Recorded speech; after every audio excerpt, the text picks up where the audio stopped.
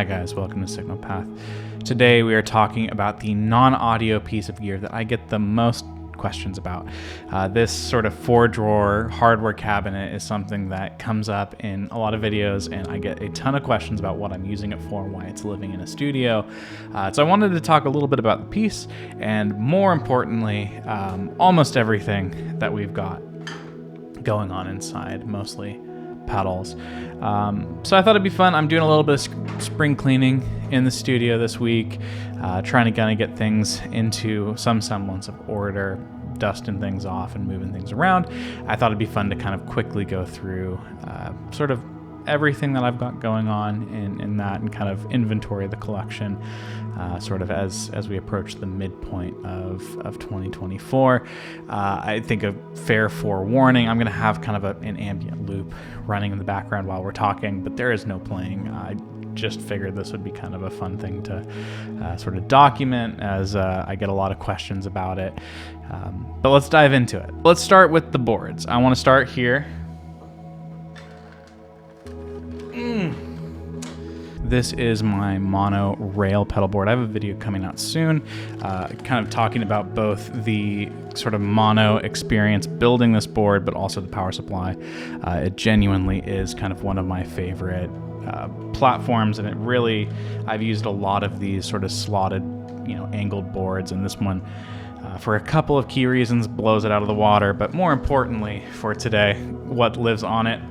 Peterson Strobo Stomp, essential for tuning pedal steel, really helpful there. Meris Enzo. The Meris Enzo I just did a video on, but I love synthesizers. I don't know that I'll ever have the budget that lines up with the Affinity, and the Enzo is kind of the perfect compromise, where I'm more comfortable playing on a string to neck than I am a keyboard anyways. And so this is kind of something that feels like a very helpful and useful kind of way to expand tonal palettes. Watch the video if you're kind of interested in what it does or how I'm using it. This is something that, in kind of the reshuffle of my big board, I think is going to kind of find its permanent home there. Next up, the Illumin from Neunaber Audio. The Illumin is a pedal that actually, and I kind of go into the story, so I'm not going to rehash it here, is something that was kind of in some ways a concept that I brought to the Neunaber team when I was working directly with them. So kind of a cool thing to have that on the board here. And because I was using this for kind of a small kind of in-town thing for this board, I have the Dream on this board at the moment just because I wanted to have a direct out solution that sounded great. And so that's what that's doing. A couple of other utility items, the Pinstripe Dezo Plus. This is something that kind of has been on all my content since I kind of acquired it, but basically really nice sort of DI line isolator. Has some transformers in it that kind of just feel like they squeeze on the signal a little bit. Just the inductance of those transformers contributing something that's kind of its own je ne sais quoi a little bit, but also has a tangible difference in terms of feel. The Morningstar MC6 Pro is something that I'm very excited to kind of show off. Something I'm still kind of getting my bearings with, but I love MIDI. I've used MIDI controllers for a long time, and the ability to sort of visually and contextually change the labels of buttons is something that I'm really enjoying. Still kind of figuring out what the workflow is going to be for that, but I have a video coming very soon for that guy.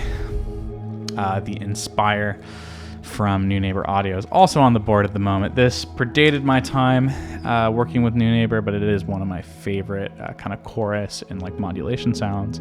Does several modes of tri-chorus and some really imaginative forms of tri-chorus. So definitely worth checking out if you like that kind of modulation. Blackout Sick As Overdrive from Bondi Effects. Classic overdrive, something that if you like the Klon thing but want something that's a little bit more flexible and kind of maybe a little bit more modernized, really neat.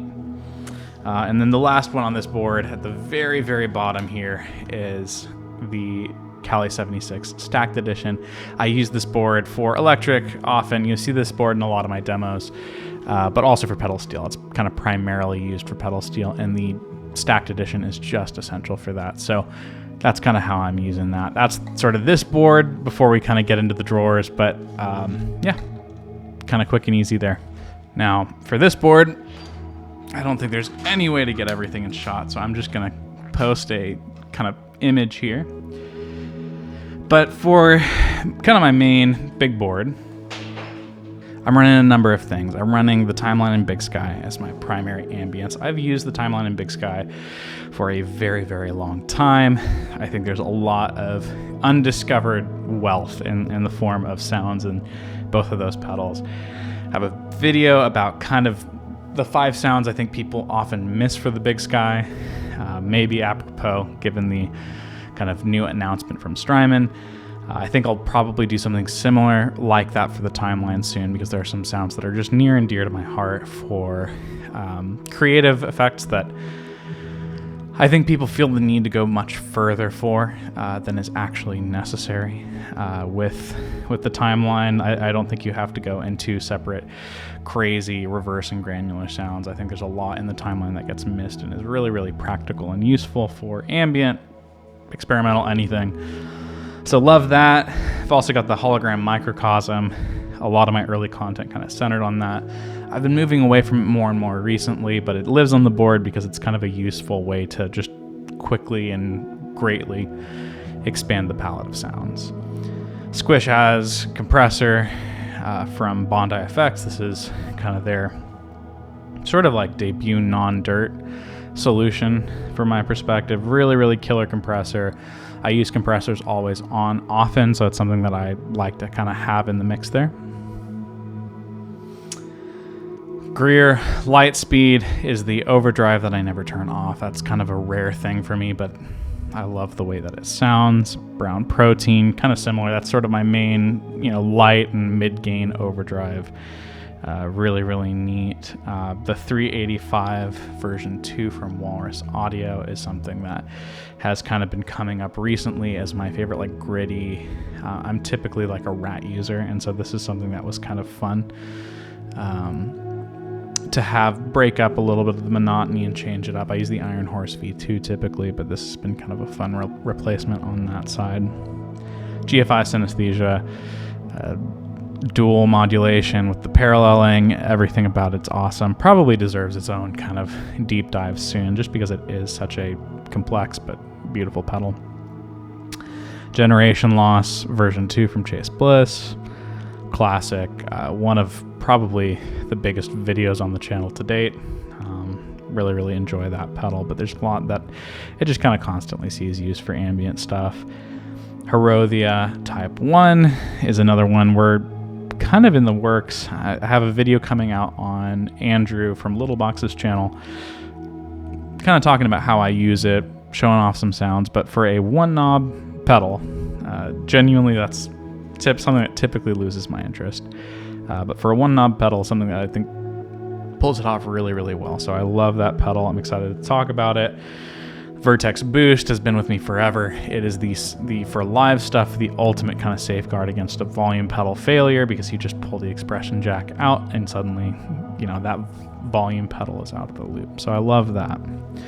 Pog 2, another one that is just like the unsung hero of rock and ambient and so many things. That's definitely getting a deep dive soon, because it's something that I think just is ripe for revisit, and I love using it. It's something that every time I take it off the board, I immediately miss it, and so it's kind of something that lives permanently on the board. That kind of brings us to the cabinet and what lives on top of it. So let's dive into this section. On top, and it's gathered a bit of dust as I've kind of been moving boxes around in the studio, but the copper from Victory amps. This is the kind of the tube standalone preamp. This is something I did a video a while back with Andrew and Mark from Ambient Endeavors. Or let me reverse that. Andrew from Ambient Endeavors and Mark Johnston. But really, really beautiful cleans. It's quite bright. It's very, very bright. So if it's something you're looking for, kind of gritty overdrive, this is sort of their like box adjacent kind of thing. It's got its own flavor in my opinion. but it does like top boost, like really crazy, bright, aggressive sounds really, really well. And it's cool when it does it. It's not bright in an annoying way. It's bright in like an articulate, but like going for it kind of way, which is really fun. But I love putting clean tones through it. I think it sounds really, really nice and hi-fi and beautiful. If you're kind of interested in working, if you're like me, where you're using kind of a primarily digital rig most of the time, I think putting tubes back in the path can be useful. I think it brings back some feel that I don't always feel that I get from kind of the sounds that I'm pulling. So really, really nice. Since we're going kind of top down, I've got the Zoia from Empress Effects. The Zoia is one of those pedals where if I have like 20 minutes to play, I'm probably not pulling out. But if I have an hour to play, I love pulling this out and kind of building something interesting. A few kind of the early videos I posted on Signal Path, I recreated Map of the Problematique with my whammy, where this was sort of serving as an external MIDI controller, adding that sequence. It's got like phenomenal delays and reverbs and modulations, and the ability to sort of modulate your modulation to where like you get like fully random or like dual pendulum kind of style sounds. It's really interesting, really, really cool. So this is one where if you just need something that does everything, what I love is that because other people have kind of cracked the code on how to build things, you can download just finished like pedals. But then if you're feeling curious or creative, you can build your own thing, and there's some phenomenal emulations that people have just built with the essential blocks of the Zoia, and then things that are just totally novel. So something that is kind of due for a permanent home on a board. Haven't really had that lately. It's been living on the desk a little bit more, but really enjoy it. The Volante is next up from Strymon. The Volante is, in my opinion, I just got the Dig. I've been a long time user of the Timeline, obviously. If I had none of those and I was coming back to Strymon and I needed to buy a delay, I think it would be the Volante. There's really, really cool panning and kind of rhythmic options within the Dig. I really do love the Dig and the sounds. But there is something so interesting to me about the workflow of the Volante. It's not necessarily that it sounds better or that different. It is just something I find phenomenally inspiring. The ability to change emphasis of certain heads in terms of volume, the ability to change panning of heads, and then all of that to fit tidily into like a stereo chain. I don't need crazy output configurations or anything like that. It all kind of works in a very, very compact space, especially when paired with a MIDI controller. I think it unlocks a lot of flexibility in the form of presets. On its own, I'm not really using favorites or presets too often, but with a MIDI controller, it feels very flexible, very agile. So love the Volante. I've used it a bunch over the years, but something that still finds pretty consistent use. And now we're into the drawers. First up is the Little Box exclusive kind of white on white Fjord Fuzz Loke. This is kind of a sort of lo-fi delay modulator, kind of just interesting sort of vibe machine. It creates really cool textures, really cool, like approaches to like this like overall feeling of kind of swaying tape, kind of reel-to-reel thing. But then you can get repeats out of it. You can get like kind of this regeneration that other pedals that are approaching this kind of sound don't fully accomplish. It's something that I think is sort of stands in its own lane. The look is just unbelievable. All of Fjord Fuzz's stuff really just looks insane, but this white on white is one of my favorite looking pedals, period. The Iron Horse V2 from Walrus Effects. I've kind of mentioned this a little bit earlier, but the Walrus V2 is just kind of the quintessential rat. If you don't like rats, you feel like they're too muddy, too compressed, this solves every issue that I've had with the rat, maybe with the exception of it doesn't feel like it does the low gain thing that some rats are capable of incredibly well. I think that's maybe one shortcoming, but this is something I could put on any board with really any guitar, and I've got my distortion tone. Love it. The Analogman King of Tone. This really requires no introduction. I've got the 4-jack mod and the high gain mod on the red side because I wanted that kind of tonal variety. There are a lot of things that claim to sound like it. I really have yet to find something that feels like, man, this is a one-to-one. I don't really think there should be. I think everyone has their own unique approach and voice, and I appreciate that. I want that. At the same time, I would be just absolutely devastated if anything ever happened to it, so I don't take it out much, but it is still one of my favorite dual overdrives, period. The Chase Bliss Tonal Recall is up next. This is actually kind of a pretty recent acquisition. This is something that for me, I think has represented basically everything that I've wanted for a long time, in that kind of like sort of corner adjacent deluxe Memory Man kind of tone of like modulated analog, where it's warm, it's full, it's lush, it feels kind of hairy and edgy. It does all of those kinds of things. I'm still kind of figuring out, is this for pedal steel? Is this for kind of all of my rigs? You know, what level does it take in terms of usage? But something that I really, really enjoy and I've really been loving using lately.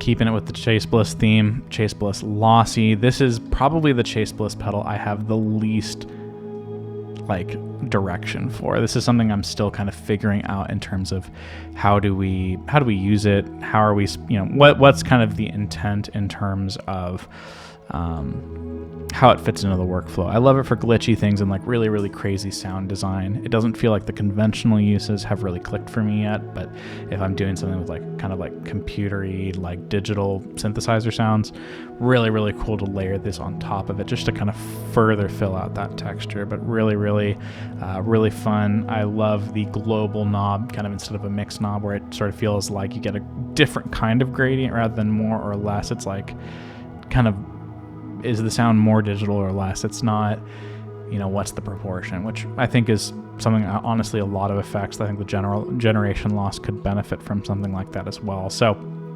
some really neat approaches kind of inside of this, but maybe hasn't clicked entirely for me yet. The Neunaber Immerse Mark II in whiteout, and this is kind of a fun story for me because this is actually a design that I helped generate for the Neunaber team. This is something I brought kind of as a Black Friday sort of recurring theme. Every Black Friday we would kind of rerun the whiteout editions of sort of the big three, the Immerse, the Inspire, and the Neuron. Incredible reverb. It has been, you know, entirely eclipsed by the Illumin in my opinion, but kind of, you know, obviously I've kept this around because it's special to me in my career.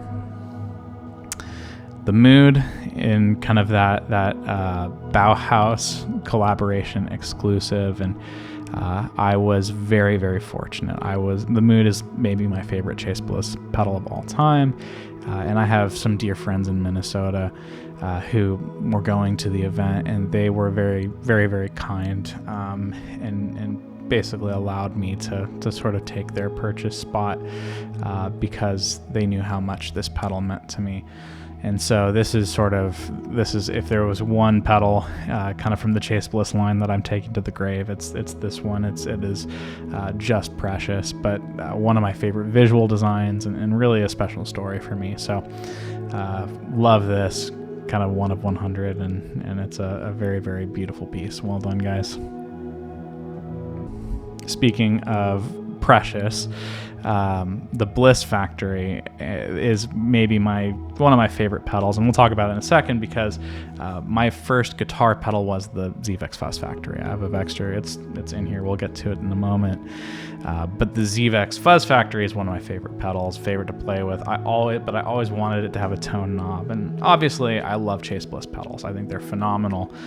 So when I saw this collab come through, I was frantically hitting refresh, trying to get in on the drop, and this is serial number 10. So I could not imagine they shipped them an order of serial number, but I like to think that I was among the first to actually get my order through. But that was sort of reminded me of Black Fridays of yore, where people were fighting the sellout to pick up what they needed. But absolutely love this pedal. Really wish that it was consistent kind of manufacturer, because I think more people need to have it, but really, really fun.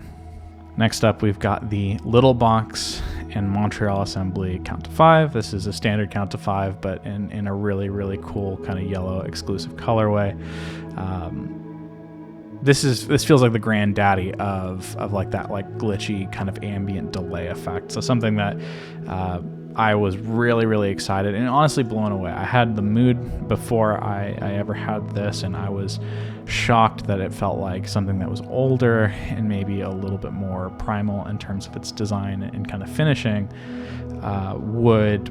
would have such a unique voice. And it really does sound very, very cool, where the Chase Bliss stuff, and especially in like lo-fi territory, starts to feel rounded off and soft. It's a great sound, but sometimes you want brutality out of like the pitchiness and the delay and all that kind of stuff, and it feels like unfiltered in a way that feels very direct and very aggressive and clear, and I love that. So there's times where I love the mood, but there's other times where I vastly prefer the count to 5. Different shades, but love this pedal dearly. Next up is the Empress and Chase Bliss Reverse Mode C. This was kind of their sort of Chase Bliss small batch release, something that I think is really, really interesting. I think there's a lot more to crack. I did kind of a video on this with pedal steel, and it's fun to kind of mix in reverse and pitched delay with that. It feels like thinking kind of through what this pedal sort of is aimed at. It feels very myopic in a way that some of the other collab releases don't. Obviously, it's a single mode, and there's great expansion within that single mode of like they're kind of trying to expand on the ideas. But it does feel like I can get to many of these sounds elsewhere. And so something that hasn't really stuck to the rig, but I love what Chase Bliss is doing, especially with that small batch idea of if you're interested in it, you can pre-order it and you're not going to miss out. I vastly prefer that to the kind of scalping nonsense that we've seen in the past. And so love it, hanging on to it. We'll find kind of the right place for it soon, I think. Next up is the Zvex Little Box Effects 59 Sound, and this is 59 Sound is one of my favorite kind of groups of sounds, which is that bassman kind of drive that like it takes me back to like emo and like kind of Midwest hardcore kind of sounds, or the bright end of those sorts of things. I fell in love with the bassman seeing all get out as a kid, like being much younger, and just kind of hearing a Fender just absolutely rock my face off. And this does kind of a lot of that. It doesn't get quite as dark, but it does feel like it has the clarity and the edge and the aggression. And man, Alexander, who's kind of become a friend, the artist of the design for this pedal, just blows me away how beautiful this turned out, which kind of is a nice segue into its sort of cousin, which is the instant lo-fi Junky, by the same group of folks, Little Box Effects and Alexander sort of providing the art, and this kind of being the outcome. So these two kind of come as a pair, but two of my favorite pedals.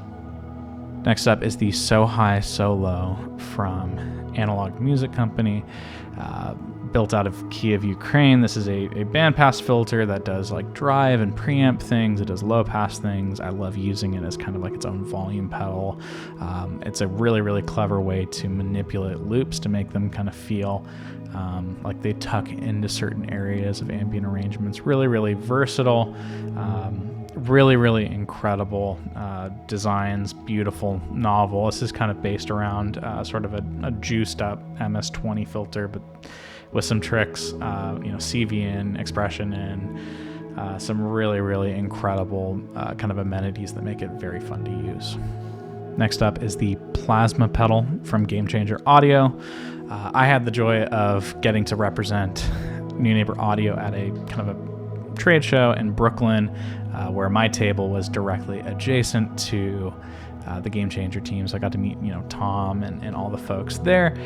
And they were kind enough at that kind of time to give me a deal on the Plasma pedal. It is one of my kind of favorite sort of party tricks in terms of juicing drive tones. It's great to put after a drive where you can use the blend knob to kind of create hair and craziness and fun, sort of surrounding kind of hazy for like post-rock and ambient stuff. Really, really useful. Very, very cool. And the fact that like it lights up, the whole gimmick of the pedal is incredibly effective. And thankfully the sonics line up as well. It is very, very neat the way that all of that functions. So really, I would say one of the rare feats in the pedal space of making something that is so compelling from a kind of a conceptual standpoint, but also just the outcome of this being the pedal. It's built like a tank. It is, very, very heavy, very, very, very, very cool, very fun to use. Next up, we've got the Nocturnal from Collision Devices. This is something that is kind of, I guess, part and parcel, one of two. With this, these were kind of released at the same time, but these 1 of 100 chrome black hole symmetry and Nocturnal, but both of them have incredible delays, incredible reverbs, but where they differ is this is got one of my favorite fuzzes for that kind of shoegaze wildness and craziness, does that phenomenally well, but then this has a dynamic trem that kind of has an implementation that I haven't seen done nearly as interestingly or nearly as well, where it lets you kind of create this cool lilting texture that responds to your playing in ways that I think feel very delicate, and usually tremolo feels like it sort of stops me cold. This is like maybe the one tremolo that I would call beautiful. But really both of these insanely beautiful, as are, every edition of every pedal they've produced is some of the most aesthetically pleasing. 100% made in France. Really, really cool brand. Worth checking out. So if you're kind of into ambient and shoegaze and those kinds of things, check this out. If you're into more kind of traditional ambient and kind of creative tones, the Nocturnal for sure. The Bondi Effects Sick As High Shredroom is actually, I think, my preferred Sick As. I don't entirely understand all of the differences with the Sick As. I do I do know that there is more gain. That's what I would say. It feels a little bit smoother to me. It feels a little bit more kind of interesting, where I think the Sick As can be a chameleon. It's something that gives you more of what your tone already is. This feels like the one that's a little bit more colored, a little bit more aggressive. Definitely cousins. If you put these up next to each other, you can get tones that feel almost identical between the two. Gain knob, EQ might be a little in slightly different positions, but they are definitely related. At the same time, very, very different beasts. Everything Bondi produces, just aesthetically, color choices, aesthetics, all of it is some of my favorite stuff. But the high shred room is worth checking out if you're wanting a little bit more from your Quan, though I don't think it's necessarily fair to call this a Quan. Next up is the Left Brain from Pedalbrainz, and this is something, I did this video early on in kind of the days of the channel, but this is basically, I believe Arduino, I probably botched that, but basically kind of mini computer controlled light generator that then also turns a photocell into expression control. And so you get tons of different patterns and tons of different kind of approaches and parameters to how these lights kind of control your pedal. But it's basically this really chaotic and creative expression controller for your other pedals. And so rather than generating just a simple wave, it does some of those simple waveforms, but rather than just a simple wave, it really gives you a ton in terms of options and kind of weirdness. If you're into sound design, if you're into just shaking things up, this is something that is going to kind of drive a very, very long distance. So pretty cool. It's got an expression roller as well, so you can kind of set scale and use that for a number of things. There's a lot for being kind of a 2-inch by 2-inch or whatever dimensions this is. It packs an unbelievable amount of functionality in there, so really worth checking out. Next up, we've got the Horrothia Berkeley, and this is kind of based off of a Leslie sort of vibe unit from kind of yesteryear. It does the kind of the univibe thing, definitely, but it's something that feels like it's got a little bit of its own flavor. It's got just simple intensity, rate, volume, and then a chorus vibrato, rocker switch. This is something, if you love kind of that sound, it does it really, really well. But if you don't love that sound, it feels like, you can make it feel like chorus, you can make it feel like phaser. there's a lot of things. This is one of the most versatile takes on this kind of effect. It's a little bit lighter weight than like I would say like a purist like Shine clone would be. It's definitely something that feels a little bit more balanced and kind of tuned to the modern player in a cool way. Worth checking out. You know, I did kind of a full video on this guy, but one of my favorite modulation pedals. Next up is the Chase Bliss Habit. The Habit was really, I think, came kind of around right when I started Signal Path, and it's one of my favorite pedals to sort of use almost like a delay, but not quite. The looping functionality is really, really fun, and there's some really just kind of unique ways to use this that aren't straight up and down delay. The looping, kind of spread, scan, all of that, like especially kind of using scan to move sounds back and forth and kind of create that sort of rapid transport sort of glitchy sound is one of my favorite uses.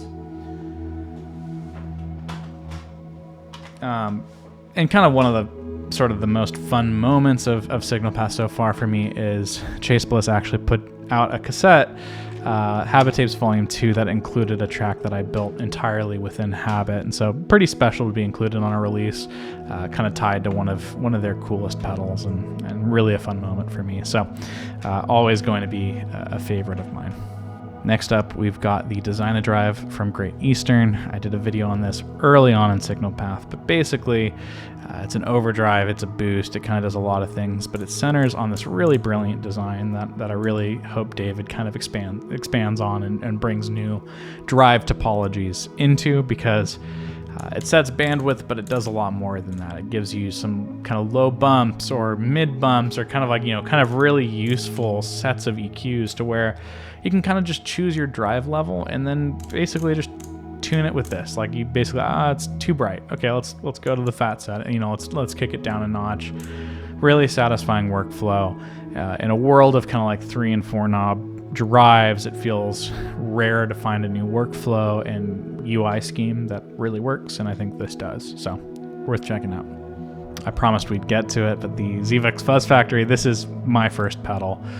I bought this off Craigslist when I was a teenager, and it, you know, the number of hours I've spent just playing with the stab knob and causing oscillation and craziness is something that will kind of forever be, you know, a favorite memory of mine. So really, really fun.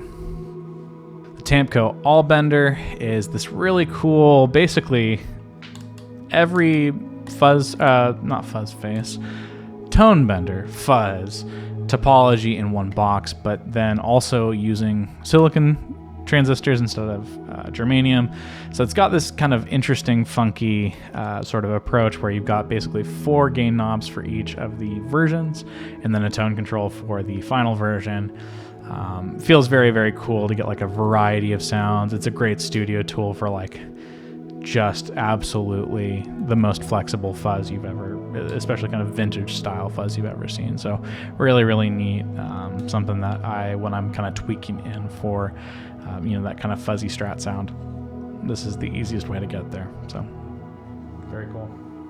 Old V2 Timmy, or V3, I don't know.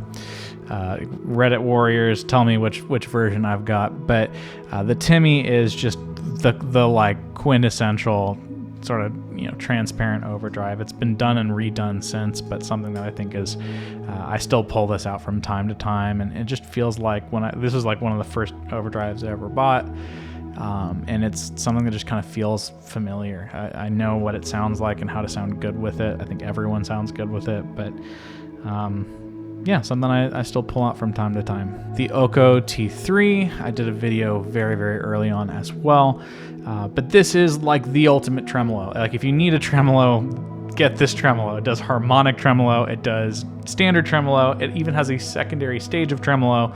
So there's kind of like 3 trems going on in here. It's got tap tempo, it's got like basically kind of some like interesting sort of symmetry things where you can cause swaying. It does everything. I've got a video for it, go check it out. Like, but seriously, if you like trem, it sounds absolutely insane, and it's got some really fun tricks. Lauren Audio Mustang is a Neve sort of centric overdrive fuzz boost preamp craziness.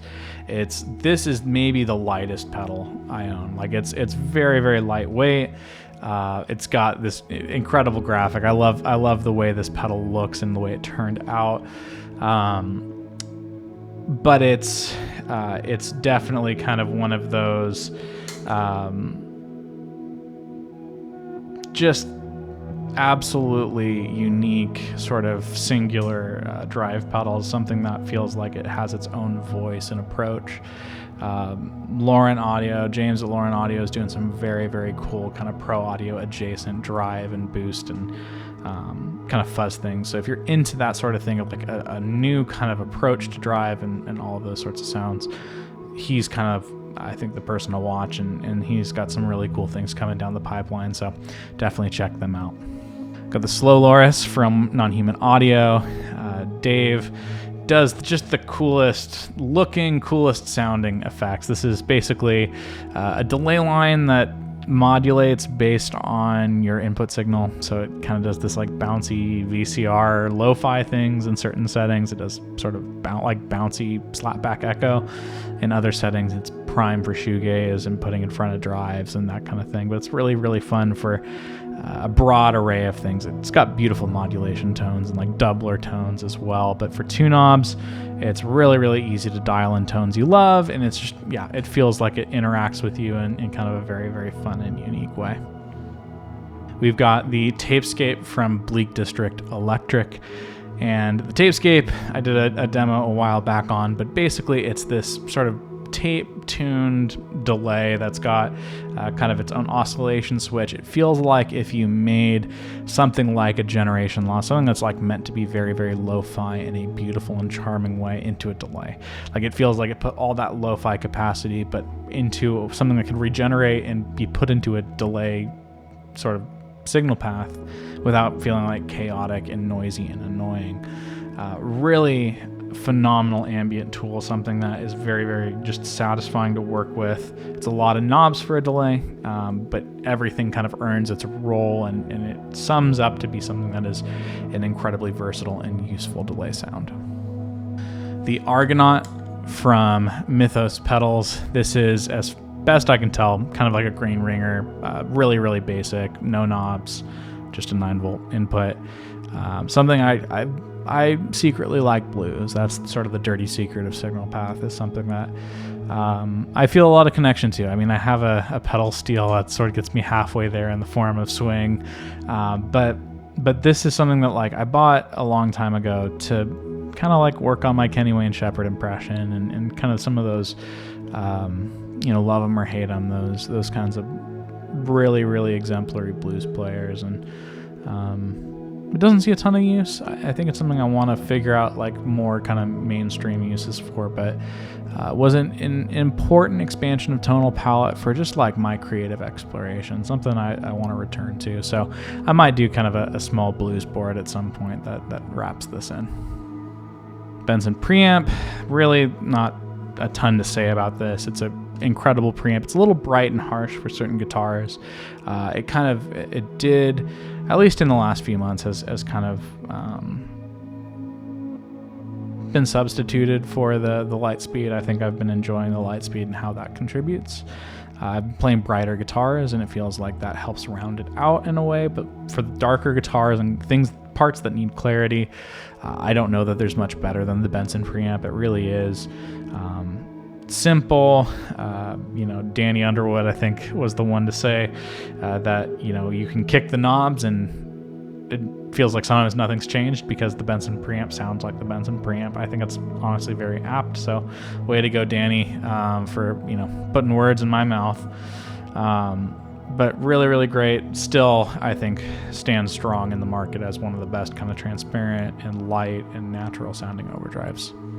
The Walrus Audio Red is maybe the pedal that people, at least sort of as I understand it, the pedal from Walrus that people love to hate the most. It's, as I understand it, a heavy metal from Boss with some tweaks and mods and craziness, and it is noisy as frick. I'm not going to blame them for that. I'm going to blame the prior owner. I did trade for this a while back, but given it's discontinued, I thought it'd be fun to have. It's kind of a collector's piece. I love the heavy metal. I think it's a great pedal, but I'm not really using this a ton, but maybe I should. Maybe we should change that, but kind of fun. The Fairfield Circutry hors d'oeuvre is basically like this really cool feedback mixer, looper, utility box. It does a lot. It really does a phenomenal amount.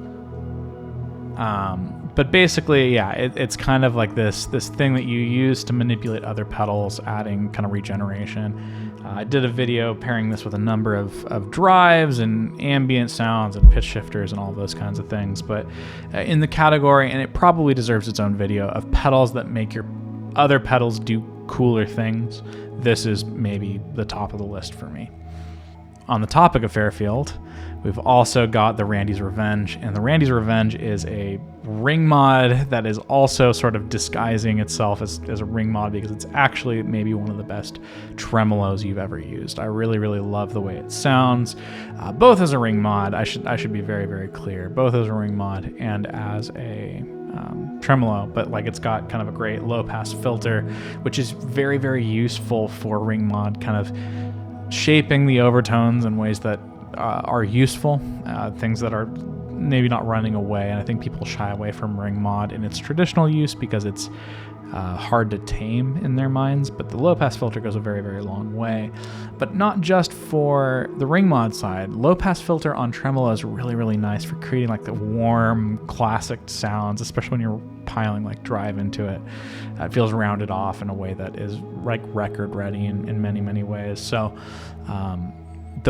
probably one of the best ring mods I've ever heard, tonally, but also one of the best tremolos I've ever heard. Next up, we've got the Jam Delay Llama Mark III, and this is something I really love the Jam approach to things. I had kind of the joy of being able to speak to them a couple of NAMMs ago, and the team just kind of shared their love of color and vibrancy, and that they're not here to make a point with their kind of choice of bold and beautiful color. It's just what they love, and that's something that it just comes so presently through with the Jam brand in general, that they design what they love to make. And the Delay Llama is just a phenomenal analog delay, but it's like there's no modulation, there's no tricks. It's got a great tap tempo, but that's about it. It's just a great sounding analog delay. It's been filtered well, it sounds great, it's quiet, and maybe that's enough. And I love it. I wrap it into a lot of things with pedal steel. It's kind of perfect for that application, but one of my favorite sort of delay, just sort of bare bones delay sounds that I've got in the collection. Next up, the Kilt V2 from JHS, and this is at the bottom of the drawer because I don't like it. If you can explain to me how to use this thing, awesome. I don't like it. It's something for me that there are pedals sort of in the world, I think there's just like gear like this in general, where you love it when anyone else is using it.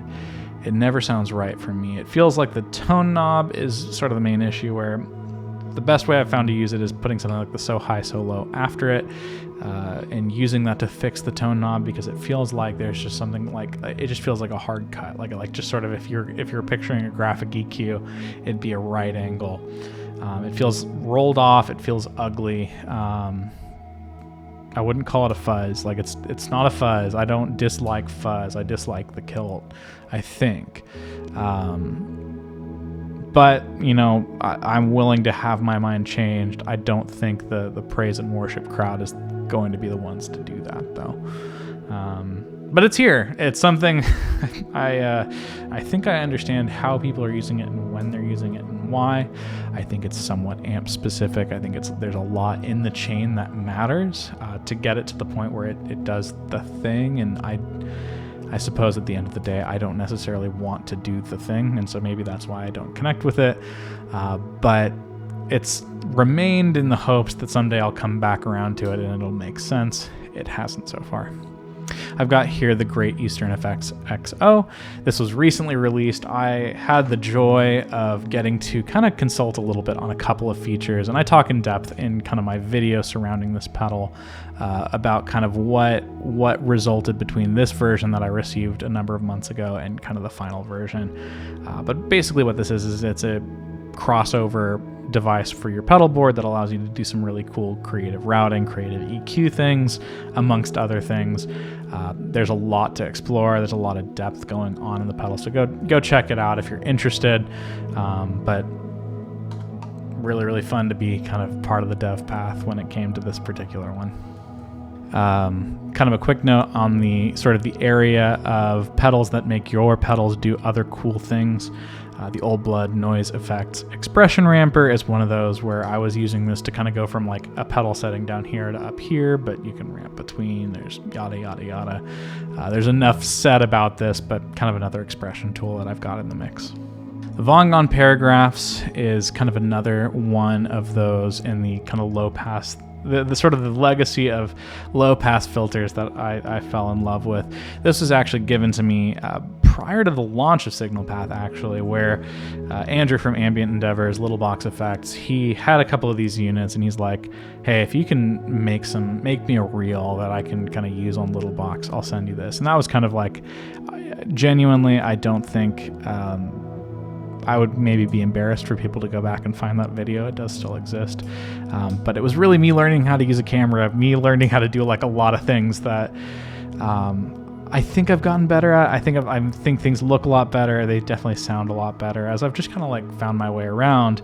But I think it was Andrew's sort of kind way of sort of, you know, pushing me over the edge on. Next up, we have the Falling Man from Empty Head Effects. I actually was just able to be part of kind of their launch. And this is something that is a very fun PT2399 delay with a couple of tricks. It's got kind of that same idea around like modulating based on signal, and so leads to really cool chorusing, lo-fi sort of doubling sounds, but with a little bit more control over regeneration. Kind of turns that where the slow loris is much more a modulator, this is much more of a delay. So they feel like they occupy very different spaces. But another just phenomenal new brand to sort of the space that I love the aesthetics, I love the approach. So if you want to hear more about this, I just posted a pretty kind of in-depth video about it, but a really great kind of creative, chaotic delay. The Super-Neo-Matic from Alexander Effects is one of my favorite kind of like jailbreaks on like the chorus sound, and this is based on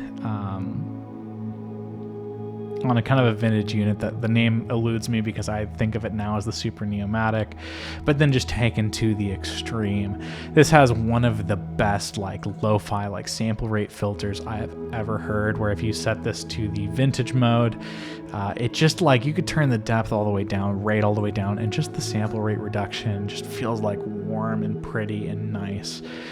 There's like so many like hidden uses. There's a regeneration for like flanged tones, there's core, like there's just everything inside of this. And for 4 knobs and a couple of buttons, you would think that it would be straightforward and like limited.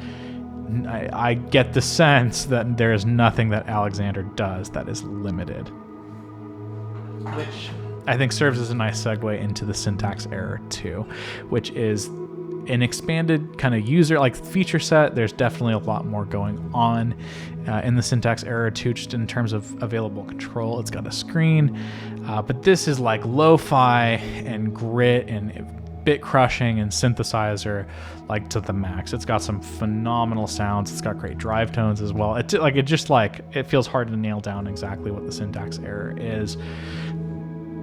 But if you want like one pedal that's gonna like blow your workflow apart and just give you like a million moving pieces and new ideas and approaches, I think Alexander's probably the first brand that I'm going to like, I have one slot on my board and I want a lot of options and a lot of creativity. They feel like the right call. Vetmar Electric fuzz selector, analog fuzz selector, is kind of one of the most fun looking. Certainly, it's got this great kind of graphic style, but just one of the most fun kind of single knob fuzz. You get volume and then 3 different circuits that you switch with this little switch here, as well as kind of like a kind of green ringery octave kind of sound. Really, really cool, chaotic. That octave gives you like a lot of just like crazy sound coming out of it. So very, very fun, very, very unique aesthetics and kind of vibe for sure. The Aurora flanger from Spaceman is the first modulation I think I really, probably since I had started Signal Path, really fell in love with. This is one that does great chorusing sounds. It's like shimmery, it's bright, it's beautiful. It's something that has lived on and off the board constantly. It really is one of my kind of favorite pedals. I think Spaceman stuff is just some of the most gorgeous sounding, gorgeous looking. Like, I mean, are you kidding me? Stuff on the market. I think there is no release that comes through from like the Space Lab line that they do, or anything that I'm like, having to restrain myself not to be the first one in line to purchase. But unbelievable work, really, really cool flanger, sounds phenomenal. And then next up is the external internal. I always get the order of those confused. External internal from Empty Head Effects. This was the sort of debut release from that brand. But basically it is sort of another PT2399 based pedal that does really, really cool chorusing and delay line sounds. It does have some of that self-mod based on kind of dynamics. Amongst a number of other things, like another tricks that kind of it holds up its sleeve, as well as just kind of turning into, with this kind of this secondary button, the craziest fuzz, like sort of digital sounding fuzz you've ever heard, where it's modulating, but it's just clipped and squared off in really, really neat and crazy ways. This one is a joy. It's something that, like, really, for how crazy it gets, has no business feeling as refined as it does. I feel like often when brands take their pedals to the far extreme, it comes at the direct cost of refinement. It feels like you're like never find your footing. It's like, this is crazy for crazy's sake, and that's all you get. With the external internal, it feels like you have sort of 2 full sonic spaces you get to explore, where it's really refined and beautiful, and then all of a sudden really, really crazy. And that crazy is really useful. That distortion sound is really, really phenomenal. I have a video coming soon for this one, but really I've been enjoying kind of the sounds that are possible here. Next up, we've got the HPX from Vataran, and the HPX is something for me. This is the first and only sort of harmonic percolator that I've ever used, aside from kind of one other that almost doesn't count in my opinion.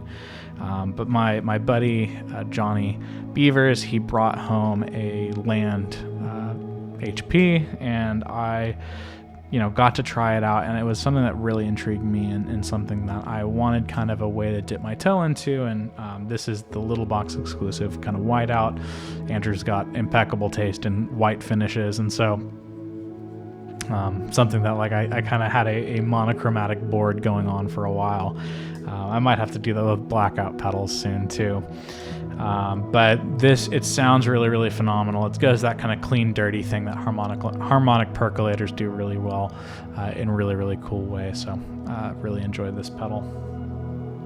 The Twin Sonic from Oko is sort of a dual drive. It's kind of had a long legacy. It's looked in kind of a couple different formats, but this is basically 2 sort of discrete but similar overdrives that have a couple of modes, a couple of EQ options as well going on kind of inside, but really, really great dual drive. Feels very like traditional in the overdrive sense.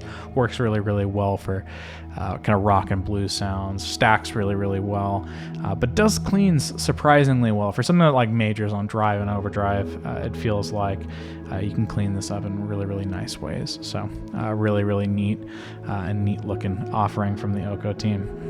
The Eros Loop Studio from Singular Sound was kind of a revelation for me. And this is something I think a lot of people, every time I bring this pedal up, there's always like 2 features that people are like, what, it needs, X. And what I love about the Singular Sound team is that they're constantly moving. They're constantly building onto, like, they built a phenomenally solid, well-featured hardware platform that they left slack for themselves to continue to fill in.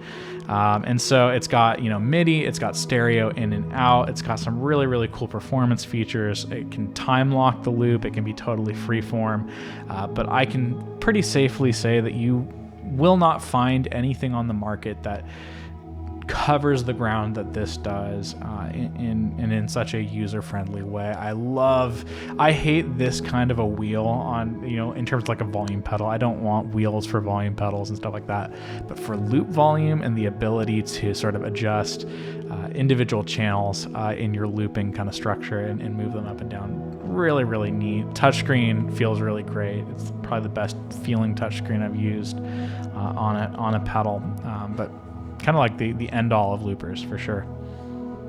This was kind of the most recent, and by recent I mean a few years now, kind of eBay come up I found, but I found this in Japan and had it shipped out. But this is a Roger Mayer Voodoo Vibe.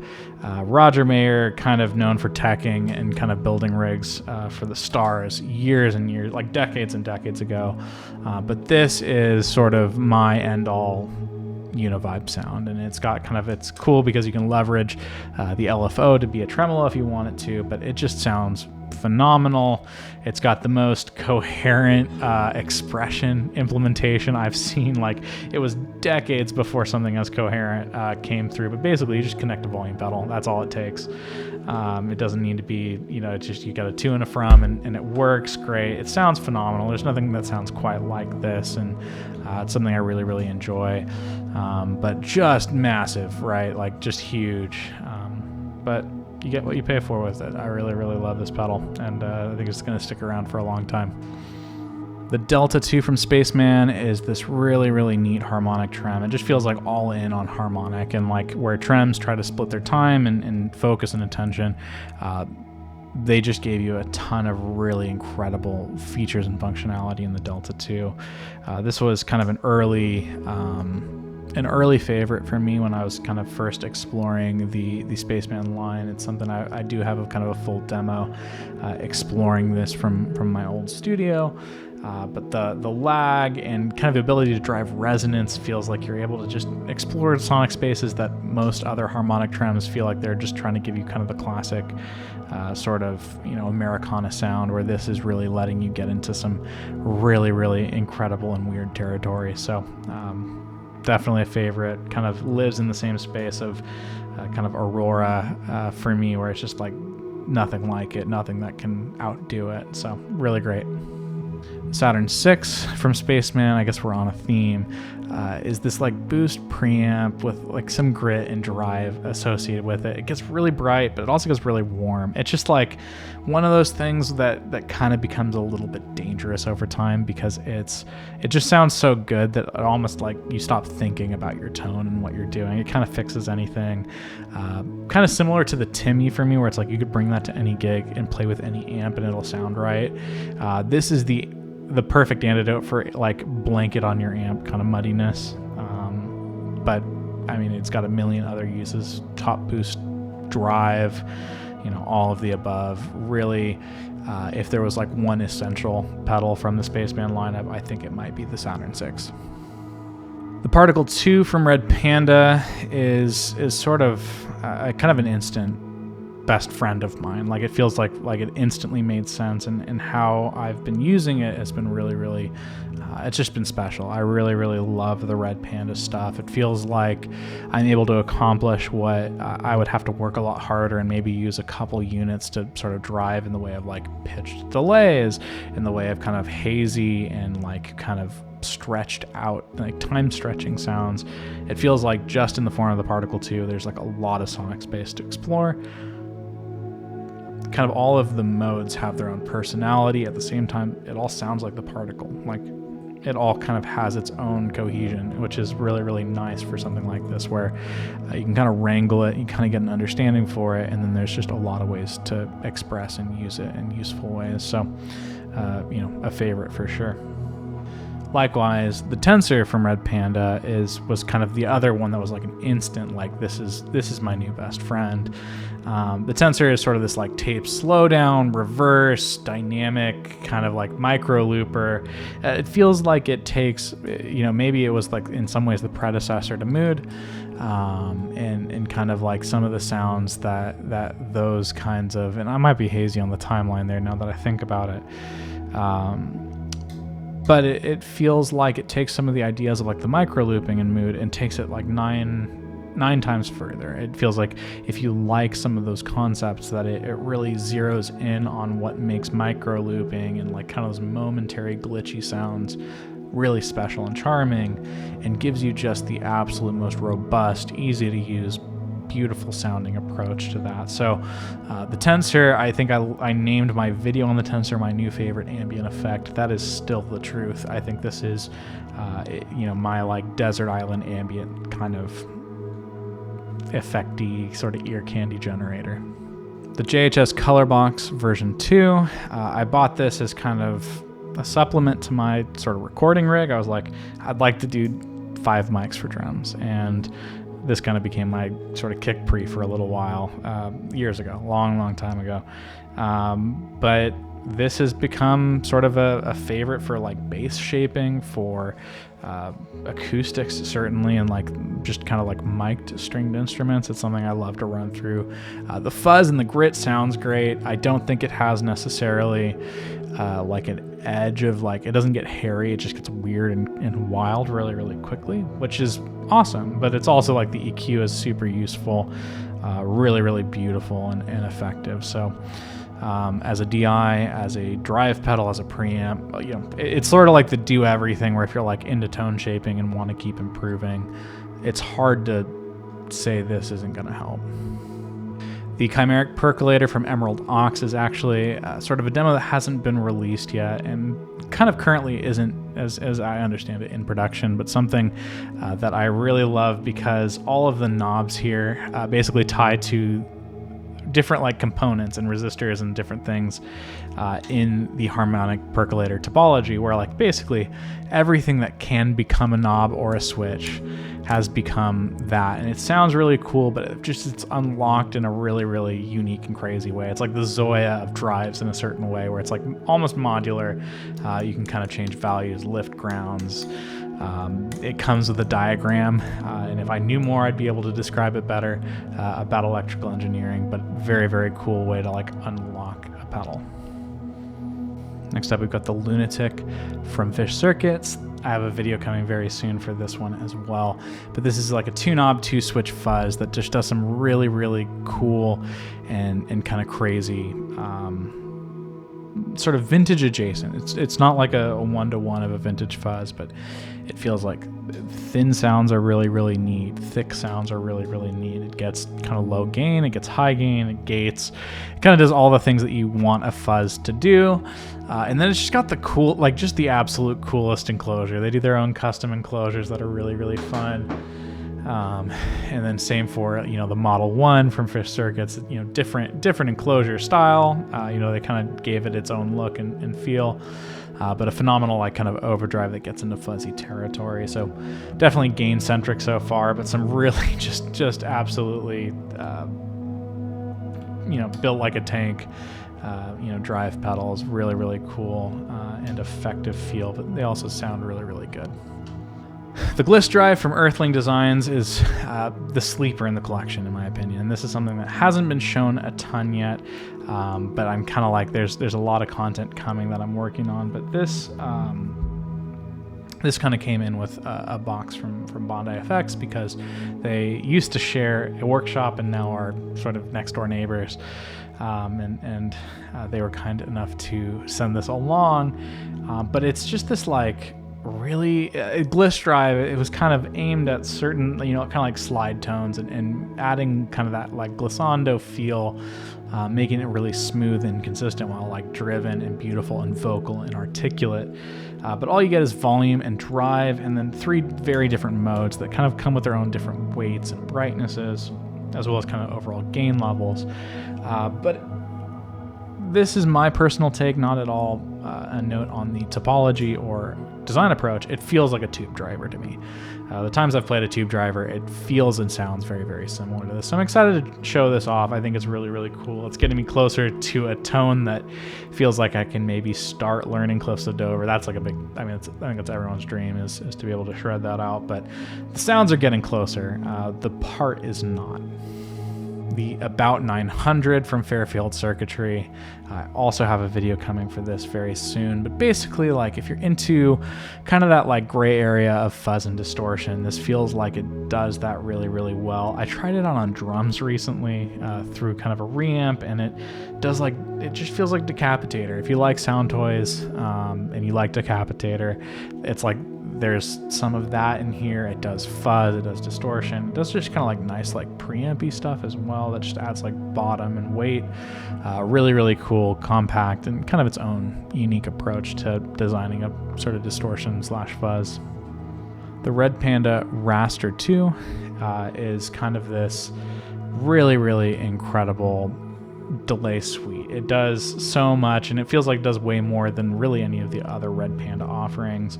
But it kind of has this, and I'm still unpacking this. We have a video coming soon. I'm still unpacking kind of what the primary and unique uses are, because there's just really so much. It can be just your delay. It can be really cool reverse effects. It can be, you know, something approaching modulation. There's really so much unlocked, and especially with their web editor and everything, it's just a dense pedal. And so if I put this on a board, you know, trying to figure out, is this my main delay now? Is this something that's meant to supplement a main delay? There's a lot to explore. There's a lot of really, really neat nuance and stuff inside of it. And I want to make sure I'm able to articulate well my thoughts on how to approach it, which is, you know, it's a deep topic, but I've been loving everything Red Panda puts out, and this is no different. The Zvex Woolly Mammoth is kind of legendary. I mean, really everything Zvex puts out sort of comes with story and weight, which I love, but this has kind of been something that has been the missing piece in like a bass sound that feels very, very kind of familiar and sweeping and like significant, because sort of the big muff and like big muff adjacent sort of piece, it just does really, really well on bass, and this is sort of tuned for bass. I have kind of a video coming with bass and guitar where we're talking about how it performs for both, and, you know, what I would use for each. But it really just adds depth and grit, but also brightness that feels tameable and useful, and like in the paradigm of rock, familiar and cool. So excited to sort of fully explore this, but I just am obsessed with what Zvex puts out, and so I was incredibly excited to get to try another fuzz of theirs. The Empress Para EQ Mark II Deluxe. I believe I got this. Yeah, I nailed it. This is something that, like, I have kind of I think I've shot and reshot a couple of times, like the in-depth for this, because this is living on my pedal steel board. This is something I'm using constantly. The low pass and high pass just feel like they just bring things exactly into the space I need them to be, because sometimes you need pedal steel to be very bright and thin. Sometimes it needs to be dark and full. And then there's just mids and weird and like honkiness and like, you know, certain things that this just eliminates immediately. But EQ done well is not an obvious effect. And so that's kind of, I think, where the struggle has been. The reason I've shot and reshot is because, and I'm kind of wrapping up now, but the video is very subtle, and it's more talking about how I think you should use and think about EQ. I'm someone who's kind of a minimalist when it comes to EQ, and so having an EQ that is so complex and full featured is very, very fun, because it's not that the features are the barrier. What it allows and what they've really provided to the user in the form of this design, I think, is brilliant. It is so much in such a compact and small space. This enables minimalism, and the reason why is because it allows you to very specifically get after what you're looking for. The ability to change filter Q, the ability to change, like just the parametric nature of the EQ allows you to go after very specific things that are problems or areas of emphasis without necessarily taking out other things that are useful. And so it's not that the interface needs to be minimalistic, it's that the outcome needs to be minimalistic. And this is incredibly precise, incredibly musical, and not, it doesn't overstep, which I really love. So incredible, lots more to come here. This came in recently, but the Strymon Dig has been kind of the darling. It's been in a lot of videos lately, but just this incredible sort of digital focused dual delay. And I kind of love that. I think for a long time, digital delay was something to avoid. Oh, it's digital, but it sounds like tape or it sounds analog. And I'm kind of glad that we've, collectively come back to our senses that digital delay has a sound and it sounds good and it can sound great. And so I've been using this mostly like kind of that rhythmic 3:4, but also the golden ratio kind of idea is just one of my favorite sort of innovations in delay, at least in a pedal format. I know some of those things have been possible for a long time. But just kind of the ability to have that in a pedal format is really, really neat. All of the modes sound really, really great. The modulation's gorgeous. Circular repeats are very, very cool. So excited to kind of show a little bit more about how I'm using this, but you've already heard this if you've been kind of hanging out with the channel for a little bit recently. The whammy, I don't know that I will ever be able to remember which mode this is. Pedal historians, you could probably figure it out better. It's got the MIDI in, and it's got this face. So whatever that means, I think I want to say it's a 4. 4 or 5. Whenever they introduced MIDI, it's kind of, I think, the earliest version. But I bought this because whammy's cool. I love the Pog. Whammy's a different flavor. It's aggressive. It's weird. It's kind of annoying to listen to at times. But the ability to kind of, sort of add portamento is really, really fun. And I really wanted to be able to, I think I bought this after the Zoia because I realized that I could use the sequencer in the Zoia to make some really, really cool sounds. And so it doesn't see a ton of use. It probably deserves more use. Probably something we'll kind of work on wrapping into the workflow a little bit more. But fun to have around for when you need it. But yeah, very, very cool. This is the Del Mar from Bondi Effects. This is I think this is my favorite of the Bondi drives at the moment. It's just big, aggressive, it's hazy, it's got great mids, and it just kind of does the thing. It's like, just feels like where you would need to stack a different drive, this doesn't need stacking. It kind of feels stacked on its own in a cool way. It feels open, but also aggressive and thick and consistent. So really a favorite.